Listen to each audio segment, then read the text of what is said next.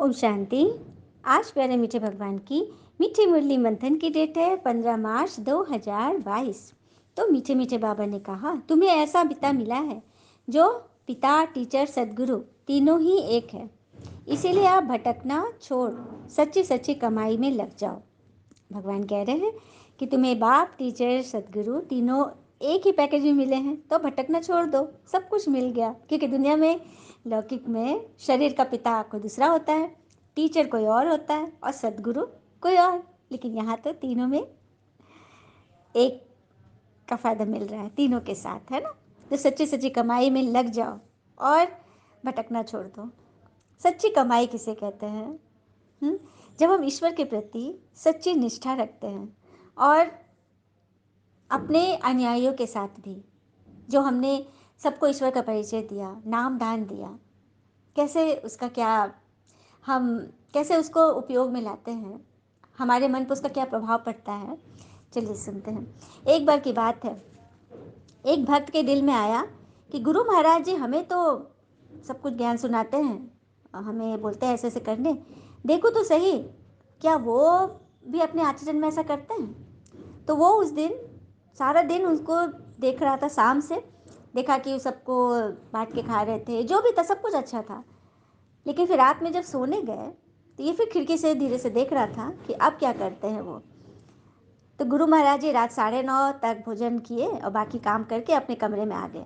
और वो भक्त खिड़की से देख रहा है। गुरु महाराज जी एक पैर पर खड़े होकर भजन सिमरन करने लग गए। एक पैर पर खड़े हो गए। वो कितनी देर देखता रहा, फिर थक कर खिड़की के बाहर ही सो गया। 3 घंटे के बाद जब उसकी आंख खुली तो वो देखता है कि गुरु महाराज जी अभी भी एक पैर पर खड़े भजन सिमरन कर रहे हैं। फिर थोड़ी देर के बाद गुरु महाराज जी इधर उधर घूम कर आए और फिर दोनों पैर पर खड़े होकर भजन सिमरन करने लगे। वो भक्त देखता रहा और देखते देखते उसकी आंख लग गई और वो सो गया। जब फिर सुबह उसकी आंख खुली, 4 घंटे बीत गए, तो देखा गुरु जी अब बैठ करके भजन सिमरन कर रहे हैं। थोड़ी देर में सुबह हो गई और गुरु महाराज जी उठकर तैयार हुए और सुबह की सैर को चल दिए। वो भक्त भी गुरु महाराज जी के पीछे ही चल दिया और रास्ते में गुरु महाराज जी को रोक कर हाथ जोड़कर पूछा, गुरु महाराज जी, मुझे मुझे मेरे प्रश्नों के आंसर दे दीजिए, उत्तर। गुरु महाराज जी बोले, बोलो क्या पूछना है? जी मैं सारी रात आपकी खिड़की से देख रहा था कि आप रात में, मतलब आपका दिनचर्या कैसा, आप कैसे करते हैं। गुरु महाराज जी हंस पड़े। तो बेटा तुमने देखा सब कुछ? वो भक्त बड़ा शर्मिंदा हुआ, बोला, गुरु महाराज जी देख तो लिया, पर मुझे एक बात समझ में नहीं आई। आप पहले एक पैर पर खड़े होकर भजन कर रहे थे, फिर दोनों पैर पर और आखिर में बैठकर, ऐसा क्यों? गुरु महाराज जी बोले, बेटा एक पैर पर खड़े होकर मुझे उन सत्संगियों के लिए खुद भजन सिमरन करना पड़ता है जिन्होंने नाम दान तो लिया मगर बिल्कुल भी ईश्वर का भजन नहीं करते, ईश्वर के नियम पर नहीं चलते। और दोनों पैर पर खड़े होकर मैं उन सत्संगियों के लिए दंड स्वरूप में, मतलब खड़े होकर भजन कर रहा हूँ, याद कर रहा हूँ, ताकि जिन्होंने नाम दान तो लिया, ईश्वर को पहचाना, हाँ, लेकिन फिर भी जिम्मेवारी नहीं लिए, सही अर्थ में नहीं चल रहे, उतना निश्चय नहीं है, और आखिर में मैं बैठकर भजन सिमरन किया, वो मैं खुद के लिए करता हूँ क्योंकि मेरे गुरु ने मुझे नाम दान दिया था और मैं नहीं चाहता कि मेरे कारण उनको दंड झेलना पड़े, उनको गिल्टी फील हो, उनको मेरी जवाबदारी देनी पड़े। भक्त ये सुनकर एकदम सन्न रह गया।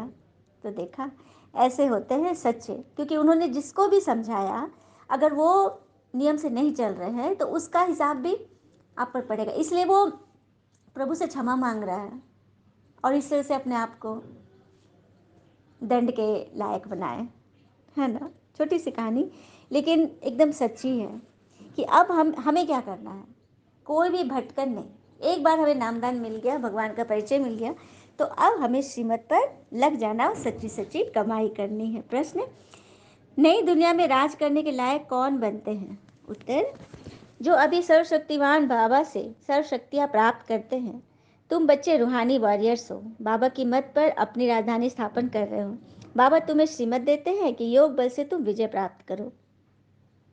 तो नई दुनिया में राज करने लायक कौन बनते हैं? जो भगवान से सर्व शक्तियाँ प्राप्त करते हैं, हाँ, और रूहानी वॉरियर्स बनकर सभी के डूबे हुए बेड़े को बचा रहे हैं। दूसरा प्रश्न, किन बच्चों के हर कदम में कमाई जमा होती है? जो हर कर्म श्रीमत पर करते हैं, उनके हर कदम में कमाई ही कमाई है। याद में रहना ही कमाई, सर्विस करना भी कमाई, यज्ञ सेवा करना भी कमाई। तो देखा किस से कमाई होती है। और कमाई करो तो एक बात का जरूर ध्यान रखना है, हाँ, अपना स्वभाव उस दीपक की तरह रखो जो एक गरीब की झोपड़ी में भी उतनी रोशनी देता है जितनी कोई अमीर के महल में, है ना। तो उस दीपक की रोशनी की तरह रहो। गीत है आज की मुरली का। ओम नमः शिवाय, ओम शांति। अभी तुम बच्चों को यह मालूम हुआ है कि एक होता है लौकिक पिता, एक होते लौकिक पिता, दूसरे होते हैं पारलौकिक पिता। जब कोई भी दुख होता है तो पारलौकिक माता पिता को याद करते हो ना, भगवान को याद करते ना, जो इस लोक से परे है, पारलौकिक। कोई से परमात्मा को याद करते हैं, कोई कहते हैं तुम माता पिता।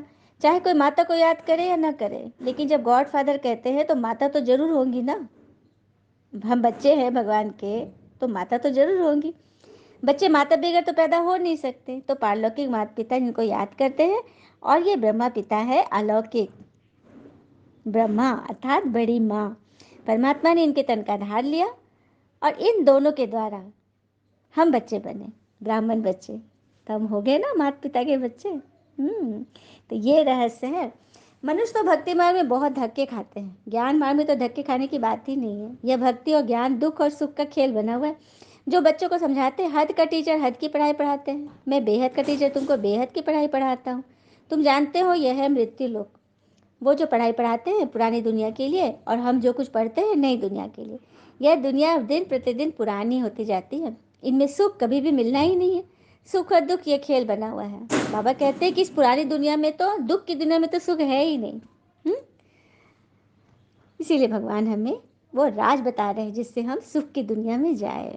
सतयुग से लेकर कलयुग तक तुमको जो बाबा मिले हैं वह है हद के, मतलब बाबा बोल रहे सतयुग से लेकर कलयुग तक जो 5000 वर्ष तक हमने जो शरीरधारी माता पिता लिए वो तो हद के थे।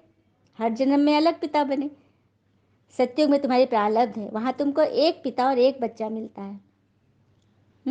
कलयुग में एक बाप को 8-10 बच्चे होंगे, लेकिन सतयुग में एक बच्चा, मतलब एक बच्चा को एक ही पिता होंगे। लेकिन इस जन्म में तो तुमको कई पिता को कई बच्चे मिले, है ना।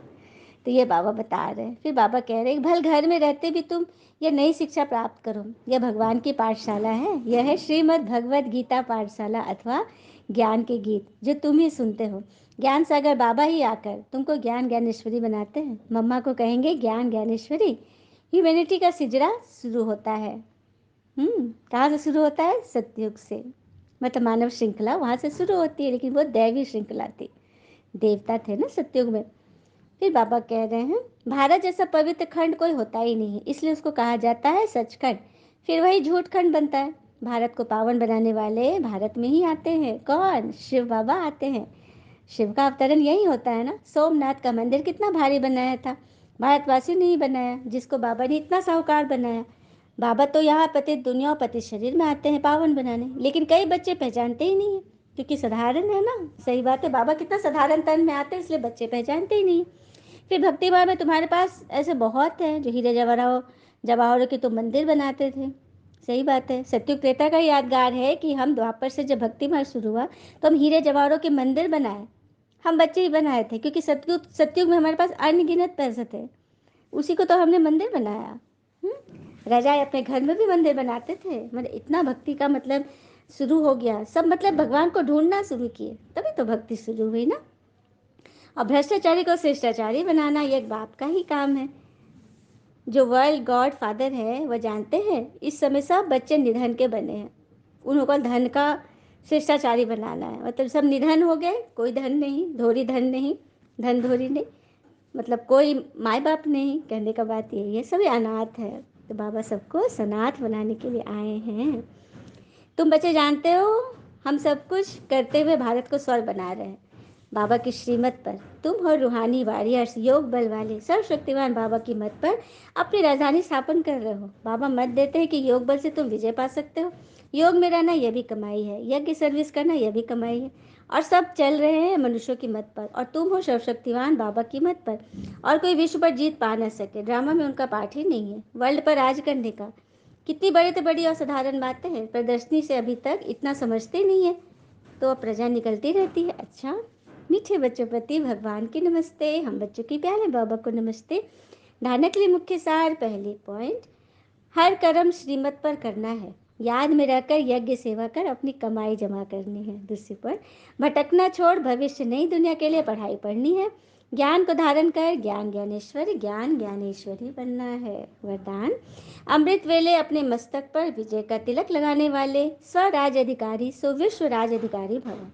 अमृत वेले अपने मस्तक पर विजय का तिलक लगाने वाले स्वराज अधिकारी सो विश्व राज अधिकारी भव। रोज अमृत वेले अपने मस्तक पर विजय का तिलक अर्थात स्मृति का तिलक लगाओ। भक्ति की निशानी तिलक है और सुहाग की निशानी भी तिलक है। राज्य प्राप्त करने की निशानी भी राज तिलक है। कभी कोई शुभ कार्य में सफलता प्राप्त करने जाते हो तो जाने के पहले तिलक लेते हो ना। आप सबको भी बाबा के साथ का सुहाग है, इसीलिए अविनाशी तिलक है।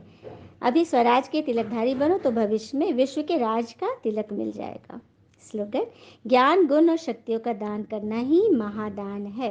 तो तिलक की हमें विशेषता समझ गई ना। कोई शुभ कार्य के लिए जाते हैं तो मस्तक पे तिलक लगाते हैं ना। तो इसीलिए हमें रोज स्मृति का तिलक लगा के रखना है, याद का तिलक।